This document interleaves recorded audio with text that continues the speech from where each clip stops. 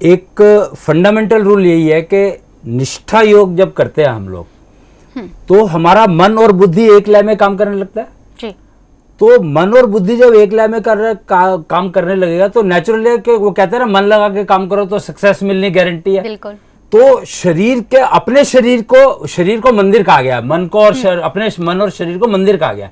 तो अगर आप अपने मंदिर को मेंटेन कर लेते हैं तो आप कहां से कहां पहुंच सकते हैं, ये आप स्वामी रामदेव जी के एग्जाम्पल से समझ सकते हैं। बिल्कुल। तो निष्ठा योग से उन्होंने तो शरीर की सेवा करी और मन की सेवा प्राणायाम से अपने आप हो जाती है।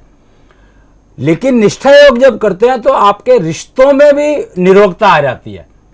तो आपको स्ट्रेंथ आपकी 10 गुनी बढ़ गई। मतलब मेरी स्ट्रेंथ, जब मैं अगर योगा करता था या जो योगा करता था तो मेरी स्ट्रेंथ तो बढ़ गई जी। लेकिन मेरी जो परिवार की जो स्ट्रेंथ है उसने मेरी स्ट्रेंथ को कम कर दिया।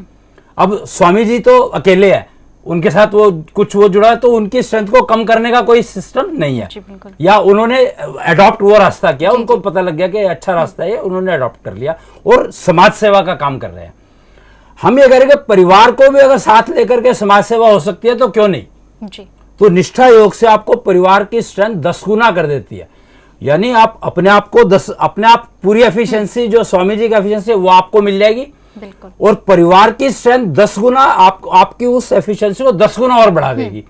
तो बताओ, आप फिर समझ सकते हो कि आपको क्या रिजल्ट मिल सकते हैं।